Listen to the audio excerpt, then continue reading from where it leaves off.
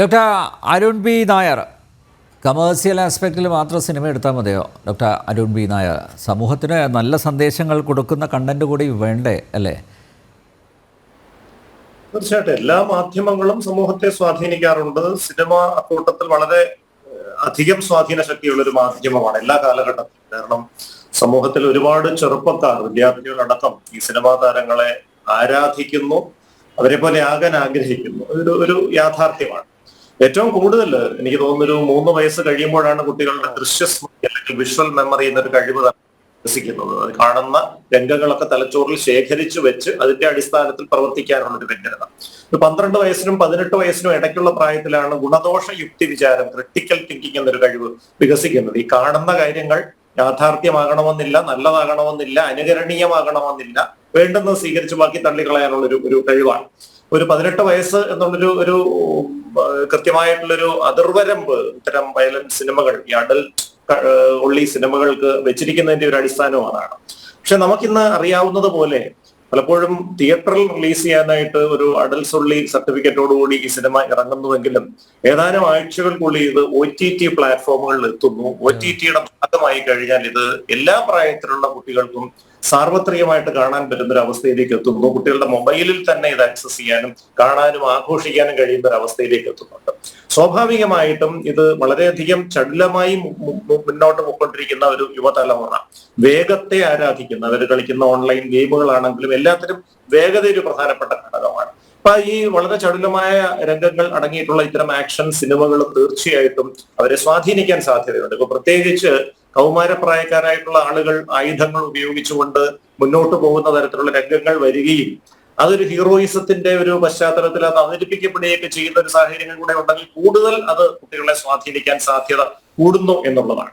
പിന്നെ മനസ്സ് മരവിപ്പിക്കുന്ന തരത്തിലുള്ള ക്രൂരതയുടേതായിട്ടുള്ള രംഗങ്ങൾ, അതെന്ത് കാരണം കൊണ്ടാണ് എങ്കിൽ പോലും ഒരു അധോലോക സംഗതിയുടെ ഭാഗമായിട്ടാണ് വരുന്നത് എങ്കിൽ പോലും അത് തീർച്ചയായിട്ടും ഈ ചെറുപ്രായത്തിലുള്ള കുട്ടികളിൽ ഉണ്ടാക്കുന്ന ഒരു ഇമ്പാക്ട് ശക്തമായിരിക്കും. ഇപ്പോ ഹോളിവുഡ് സിനിമകളിൽ വയലൻസ് ഉണ്ട്, യാഥാർത്ഥ്യമാണ്. പക്ഷെ അമേരിക്കയിലെ സ്കൂളുകളിൽ വല്ലപ്പോഴെങ്കിലും നമ്മൾ കാണുന്ന ചില സംഭവങ്ങൾ, കേൾക്കുന്ന ചില സംഭവങ്ങളുണ്ട്. ഒരു വ്യക്തി സ്കൂളിനുള്ളിലേക്ക് ഒരു തോക്കുമായിട്ട് കടന്നു ചെല്ലുന്നു, 16 പേരെ വെടിവെച്ച് കൊല്ലുന്നു, 27 പേരെ വെടിവെച്ച് കൊല്ലുന്നു. സ്വാഭാവികമായി അവിടെ ഇറങ്ങുന്ന സിനിമകളിൽ കാണുന്ന വയലൻസിന്റെ ഒരു സ്വാധീനം ഇത്തരം കാര്യങ്ങളിലും ഉണ്ട് എന്നുള്ളത് സത്യമാണ്. അപ്പൊ തീർച്ചയായിട്ടും ഒരു ഉത്തരവാദിത്വമുള്ള മാധ്യമം എന്നുള്ള നിലയിൽ സിനിമ തീർച്ചയായിട്ടും എല്ലാ സിനിമകളും സാമൂഹിക ഉദ്ധാരണ സന്ദേശങ്ങൾ പകരണം എന്നൊന്നും പറയുന്നില്ല. കലാമൂല്യത്തിന്റെ അടിസ്ഥാനത്തിലും സിനിമകൾ എടുക്കുന്നതിൽ തെറ്റില്ല. പക്ഷേ സിനിമകൾ സമൂഹത്തിന് നശീകരണത്തിന് ഉതകുന്ന തരത്തിലുള്ള സന്ദേശങ്ങൾ ഉള്ളതാകരുത്. കുട്ടികളുടെ മനസ്സിനെ മലീമസമാക്കുന്ന, അവർ അനുകരിച്ചു കഴിഞ്ഞാൽ നാട്ടിൽ അരാജകത്വം പൊട്ടിപ്പുറപ്പെടാവുന്ന തരത്തിലുള്ള രംഗങ്ങളോടുകൂടി സമ്പുഷ്ടമായി സിനിമയുടെ വാണിജ്യവൽക്കരണം നടത്തുന്നത്. സിനിമ മാത്രമല്ല, മറ്റ് ഏതുതരം OTT പ്ലാറ്റ്ഫോമുകളിൽ ഉണ്ടാകുന്ന സീരീസുകൾ അടക്കം എല്ലാത്തരം കാര്യങ്ങളും, ഇത്തരം സംഗതികൾ അത് നിയന്ത്രണ വിധേയമായി തന്നെ നടക്കേണ്ടത് ആവശ്യമാണ്. അല്ലെങ്കിൽ അത് തീർച്ചയായിട്ടും നമ്മുടെ യുവതയെ വല്ലാതെ സ്വാധീനിക്കും, ദോഷകരമായ രീതിയിൽ തന്നെ സ്വാധീനിക്കും. ഇപ്പോൾ ഡോക്ടർ അരുൺ, ഇപ്പോൾ നോക്കൂ, ഈ 70കളിലും 80കളിലും ഒക്കെ നമ്മുടെ കലാലയങ്ങളിൽ ശുഭിത യൗവനങ്ങൾ ഉണ്ടായിരുന്നു അല്ലേ? അവർ കലഹിച്ചത്, ക്ഷോഭിച്ചത് സമൂഹത്തിലെ തെറ്റായ വ്യവസ്ഥകളോട്, വ്യവസ്ഥിതികളോട്, അതുപോലെ ജീർണതകളോടൊക്കെയാണ് കലഹിച്ചത് അല്ലേ? അത് കുറേ കൂടി അത് ക്രിയാത്മകമായിട്ടുള്ള ഇടപെടൽ കൂടിയായിരുന്നു അവരുടെ ഭാഗത്ത് നിന്ന് നമ്മൾ കണ്ടത്. പക്ഷേ ഇപ്പോഴത്തെ കുട്ടികൾ തന്നെ കലാലയത്തിലേക്ക് പോകണ്ട, വിദ്യാലയങ്ങളിൽ ഉള്ളവർ തന്നെ ഒന്ന് പറഞ്ഞ് രണ്ടാമത്തതിന് ആയുധം കയ്യിലെടുക്കുന്നു. തലയോട്ടി തകർക്കുന്ന തരത്തിൽ അവർ ആ ക്രിമിനലിസത്തിലേക്ക് വഴിമാറുന്നു. അതൊക്കെ നമ്മൾ കുറേ കൂടി സീരിയസ് ആയിട്ട് എടുക്കേണ്ട സമയം അതിക്രമിച്ചില്ലേ? ഇതിപ്പോൾ നോക്കൂ, നേരത്തെ സുഭാഷ് ബാബു സാർ പറഞ്ഞതുപോലെ ഇതിപ്പോൾ അവരുടെ ബാലാവകാശം വരും, മനുഷ്യാവകാശം വരും. ഇത്തരം ആ ഒരു പരിമിതികൾക്കുള്ളിൽ നിന്നുകൊണ്ട് മാത്രമേ ഈ കേസ് മുന്നോട്ട് കൊണ്ടുപോകാൻ പറ്റൂ. അതിൻ്റെ നടത്തിപ്പ് ഭാവിയിൽ ഒരുപക്ഷെ ഇവർ തമ്മിൽ ഒരു അഡ്ജസ്റ്റ്മെൻറ്റ് ഉണ്ടായേക്കാം. ഇവിടെ തന്നെ കേരളത്തിലെ ക്യാമ്പസുകളിൽ നടന്ന റാഗിങ് എത്ര പേരെ ശിക്ഷിച്ചിട്ടുണ്ട്? എൻ്റെ അനുഭവത്തിൽ, എൻ്റെ ഈ മാധ്യമപ്രവർത്തക ജീവിതത്തിൽ ഞാൻ കണ്ടത് ഒരേ ഒരു കേസിൽ മാത്രമാണ്. അതായത് ഒരു പെൺകുട്ടിയെ റേപ്പ് ചെയ്ത ഒറ്റ ഒരു കേസിൽ മാത്രമേ പ്രതികളെ ശിക്ഷിച്ചിട്ടുള്ളൂ.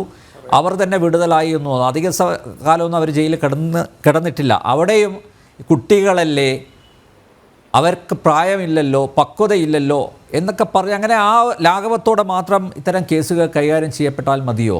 കുട്ടികളാണെങ്കിലും അവർ ക്രിമിനലുകളാണ് എന്ന തിരിച്ചറിവിൽ കൈകാര്യം ചെയ്യേണ്ട സമയവും അതിക്രമിച്ചില്ലേ? അല്ലേ? അതിന് ഈ നമ്മുടെ നിലവിലുള്ള നിയമ സംവിധാനത്തിൽ ഒരു അഴിച്ചുപണിയും നല്ലതല്ലേ? തീർച്ചയായിട്ടും അത് ശ്രദ്ധേയമായിട്ടുള്ള നിരീക്ഷണങ്ങൾ തന്നെയാണ്. 70കളിലും 80കളിലും സമൂഹത്തിൽ തീർച്ചയായിട്ടും ഒരുപാട് പ്രശ്നങ്ങൾ യുവാക്കൾ നേരിട്ടിരുന്നു. തൊഴിലില്ലായ്മയും മുതിർന്ന തലമുറയുടെ അധീശത്വവും അടക്കമുള്ള ഒരുപാട് കാര്യങ്ങൾ. പക്ഷെ അന്ന് ഈ ചെറുപ്പക്കാരെ ഏറ്റവും കൂടുതൽ സ്വാധീനിച്ചിരുന്നത് അച്ചടി മാധ്യമങ്ങളും പിന്നെ ഒരു പരിധി വരെ സിനിമ നേരിയ തോതിലും എന്നുള്ള തരത്തിലായി. ഇന്നത്തെ തലമുറയെ സംബന്ധിച്ചിടത്തോളം പ്രാഥമികമായിട്ട് വിഷ്വൽ സ്റ്റിമുലൈ, ദൃശ്യ രൂപത്തിലുള്ള ഉത്തേജനങ്ങളെ സ്വീകരിക്കുകയും അതിന്റെ അടിസ്ഥാനത്തിൽ പ്രവർത്തിക്കുകയും ചെയ്യുന്ന ഒരു തലമുറയാണ്. വായന എന്ന് പറഞ്ഞൊരു സംഗതി കുറഞ്ഞു വരുന്നു. വായിക്കുന്നുണ്ടെങ്കിൽ തന്നെ അതൊരു ഓൺലൈൻ റീഡിങ്ങിലേക്ക് പോകുന്നു. വളരെ ചുരുങ്ങിയ സമയം കൊണ്ട് വിവരങ്ങൾ ശേഖരിക്കാൻ പറ്റുന്ന റീൽസ്, ഷോർട്സ് തുടങ്ങിയ രീതിയിലേക്ക് ചെറുപ്പക്കാരുടെ ശ്രദ്ധ മാറിപ്പോകുന്നു. ഇതെല്ലാം ഈ ജീവിതത്തിന്റെ ചടുലത വർദ്ധിപ്പിച്ചുകൊണ്ടിരിക്കുന്നു. ആ ചടുലത വർദ്ധിക്കുന്നതിനോടൊപ്പം തന്നെ ഒരു വിഷയത്തെ അതിന്റെ സമഗ്രതയിൽ, അതിന്റെ ആഴത്തിൽ വിലയിരുത്താൻ കഴിയാതെ വളരെ ഉപരിപ്ലവമായ ചില ഘടകങ്ങളുടെ അടിസ്ഥാനത്തിൽ മാത്രം വിലയിരുത്തി പ്രതികരിക്കുന്ന ഒരു മനോഭാവത്തിലേക്ക് അത് നയിക്കുകയും ചെയ്യുന്നു എന്നുള്ളതാണ് ഒരു യാഥാർത്ഥ്യം. ഇതിന്റെ ഒരു പശ്ചാത്തലത്തിലാണ് ഇന്ന് ഒരുപക്ഷെ ഈ യുവാക്കളുടെ ഇടയിൽ നിലനിൽക്കുന്ന ഒരു ധാർമ്മിക ശൂന്യത എന്ന് വേണമെങ്കിൽ പറയാം, അല്ലെങ്കിൽ ലക്ഷ്യബോധമില്ലായ്മ എന്ന് പറയുന്ന ഒരു അവസ്ഥ സംജാതമായിരിക്കുകയാണ്. അതിപ്പോൾ മാത്രമാണ് ഉണ്ടായിട്ടുള്ളതെന്ന് പറഞ്ഞുകൂടാ. 1960കളിൽ ലോകവ്യാപകമായി സമാനമായിട്ടുള്ള ഒരു അവസ്ഥ ഉണ്ടായിരുന്നു. സുഖഭോഗങ്ങളിൽ ആറാടുകയാണ് ജീവിതത്തിന്റെ ലക്ഷ്യം എന്ന് ചിന്തിക്കുന്ന ഹെഡോണിസം എന്ന് പറയുന്ന ഒരു തത്വചിന്ത ഉയർന്നു വന്നു. ചലച്ചിത്രത്തിലും സംഗീതത്തിലും സാഹിത്യത്തിലും അതിന്റെ അലയൊലികൾ ഉണ്ടായി. സ്വതന്ത്ര ലൈംഗികതയും ലഹരികളുടെ ഉപയോഗവും ഒക്കെ ജീവിതത്തിന്റെ ലക്ഷ്യമായി മാറുന്ന ഒരു അവസ്ഥ വന്നു. 1981 അമേരിക്കയിലെ centre for disease control 5 ചെറുപ്പക്കാരിൽ HIV എന്ന ഒരു വൈറസ് കണ്ടെത്തുന്നത് വരെ ആ ഒഴുക്ക് തുടർന്നു. അത് കഴിഞ്ഞ് ഇതിന്റെ ഒരു ഭീതി മനുഷ്യനെ അതിൽ നിന്ന് പുറകോട്ട് മാറ്റുകയും ചെയ്തു. ഏതാണ്ട് ഒരു തലമുറയിലധികം കഴിഞ്ഞു. ഇപ്പോൾ വീണ്ടും ഒരു ഹെഡോണിസ്റ്റ് സ്പ്രീയിലേക്ക് നമ്മുടെ സമൂഹം പോവുകയാണ്. വർഷങ്ങൾക്ക് മുൻപ് ഡൽഹിയിൽ നടന്ന നിർഭയ സംഭവത്തെ തുടർന്നാണ് ഈ പ്രായപൂർത്തിയാകാത്ത കുറ്റം ചെയ്യുന്ന വ്യക്തികളെ എങ്ങനെ കൈകാര്യം ചെയ്യണം എന്നുള്ളതിനെ കുറിച്ച് ഗൗരവമായ ചർച്ചകൾ വന്നു. അതിലൊരു 16 വയസ്സുള്ള ഒരു കുട്ടി ഏറ്റവും ക്രൂരത കാട്ടി എന്നുള്ള ഒരു സംഗതി അന്നത്തെ നിയമത്തെ സംബന്ധിച്ചിടത്തോളം അദ്ദേഹത്തിന്റെ ഒരു ദുർഗുണ പരിഹാര പാഠശാല പോലത്തെ ഒരു കേന്ദ്രത്തിൽ നിർത്തുക എന്നുള്ളത് മാത്രമേ സാധ്യമായിരുന്നു. അതിനുശേഷമാണ് നിയമത്തിൽ ഒരു ഭേദഗതി വന്ന് 16നും 18നും ഇടയ്ക്കുള്ള ഒരു വ്യക്തി ചെയ്യുന്ന കുറ്റകൃത്യത്തിന്റെ തീവ്രതയനുസരിച്ച് ആവശ്യമുള്ള പക്ഷം നിയമ സംവിധാനങ്ങൾക്ക് അദ്ദേഹത്തെ ഒരു മുതിർന്ന വ്യക്തിയെ പോലെ വിചാരണ ചെയ്യാനുള്ള അവകാശമുണ്ട് എന്നുള്ള മട്ടിൽ. പക്ഷെ അവിടെയും ഈ പറഞ്ഞതുപോലെ പൊതുവെ അങ്ങനെയുള്ള കുറ്റകൃത്യങ്ങൾക്ക് പോലും ഇതൊരു കൗമാര സഹജമായ ഒരു അബദ്ധമായി കരുതി അതിനെ ക്ഷമിക്കുന്ന ഒരു മനോഭാവത്തിലേക്കാണ് പൊതുവെ നമ്മുടെ സമൂഹവും നീതിന്യായ സംവിധാനങ്ങളും അന്വേഷണ സംഘങ്ങളും എല്ലാം പൊയ്ക്കൊണ്ടിരിക്കുന്നത്. പക്ഷെ വിദേശ രാജ്യങ്ങളിലും മറ്റും ഇത്തരത്തിലുള്ള കുറ്റകൃത്യങ്ങളിൽ ആ കുറ്റകൃത്യം ചെയ്ത വ്യക്തിയുടെ റിഫോമബിലിറ്റി, എത്രത്തോളം അദ്ദേഹം നന്നാകാനുള്ള സാധ്യതയുണ്ട്, സമൂഹത്തിന് നല്ല സംഭാവനകൾ നൽകാൻ സാധ്യതയുണ്ട് തുടങ്ങിയ കാര്യങ്ങൾ ശാസ്ത്രീയമായി വിലയിരുത്തി അതിൽ ഒരുപാട് ഘടകങ്ങളുണ്ട്. ആ വ്യക്തിയുടെ വ്യക്തിത്വം, അദ്ദേഹത്തിന്റെ മുൻകാല ക്രിമിനൽ പശ്ചാത്തലം, മറ്റുള്ള ആളുകളോടുള്ള ഇടപെടൽ, അദ്ദേഹത്തിന് ലഭ്യമായ സോഷ്യൽ സപ്പോർട്ട് സിസ്റ്റം, കുടുംബ സംവിധാനങ്ങൾ അടക്കമുള്ള സംഗതികൾ, ലഹരി ഉപയോഗം അടക്കമുള്ള സംഗതികൾ, എന്തെങ്കിലും ഈ കുറ്റകൃത്യങ്ങൾ ആവർത്തിക്കാൻ കാരണമാകുന്ന സംഗതികളുണ്ടോ തുടങ്ങിയ ഒരുപാട് കാര്യങ്ങൾ സമഗ്രമായി വിലയിരുത്തിയ ശേഷമാണ് ഈ റിഫോമബിലിറ്റി തീരുമാനിക്കുന്നത്. അതിന്റെ കൂടെ അടിസ്ഥാനത്തിലാണ് അദ്ദേഹത്തിന് ശിക്ഷ നൽകുന്നുണ്ടോ ഇല്ലയോ എന്നുള്ളത്. റിഫോമബിൾ ആണ് എങ്കിൽ ചെറിയ തോതിലുള്ള ശിക്ഷ നൽകി ആ ശിക്ഷയിൽ അത് അവസാനിക്കുന്നില്ല. അതിനുശേഷം അദ്ദേഹത്തെ മുഖ്യധാരയിലേക്ക് കൊണ്ടുവരാൻ പറ്റുന്ന തരത്തിലുള്ള ചില സാമൂഹിക ഇടപെടലുകൾ, ചില പരിശീലനങ്ങൾ, ചില നൈപുണ്യങ്ങൾ തിരിച്ചറിഞ്ഞ് അതിനെ പരിശീലിപ്പിച്ച് അത് ഉപയോഗിച്ച് ആ വ്യക്തിക്ക് സമൂഹത്തിൽ ഉപജീവനം കഴിക്കാനുള്ള ഒരു സാഹചര്യം കൊടുത്ത് അവനെ മുഖ്യധാരയിലേക്ക് കൊണ്ടുപോകുക.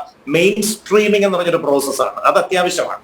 അല്ലാതെ പലപ്പോഴും ഈ കറക്ഷണൽ ഹോംസ് എന്ന പേരിൽ നമ്മൾ ജയിലുകളിലും അത്തരം സ്ഥാപനങ്ങളും ഒക്കെ പലപ്പോഴും അവിടെ ഈ ഒരു കറക്ഷൻ എന്നൊരു പ്രക്രിയ ശാസ്ത്രീയമായ രീതിയിൽ നടക്കുന്നില്ല. അത് നമുക്ക് സംവിധാനങ്ങളെ കുറ്റം പറയാനും പറ്റില്ല, കാരണം ജനസാന്ദ്രത കൂടുതലുള്ള പ്രദേശമാണ്. പക്ഷെ എങ്കിലും ഇനി അങ്ങോട്ടെങ്കിലും വല്ല പരിഷ്കൃത സമൂഹങ്ങളിലെല്ലാം കുറ്റകൃത്യം ചെയ്തൊരു വ്യക്തി അത് ആവർത്തിക്കാതിരിക്കുന്നത് എങ്ങനെയെന്ന ശാസ്ത്രീയമായ ഇടപെടലുകൾ നടക്കുമ്പോൾ നമ്മളും അത്തരത്തിലുള്ള ശാസ്ത്രീയമായ ദിശയിലേക്ക് തന്നെ നീങ്ങിയേ പറ്റൂ.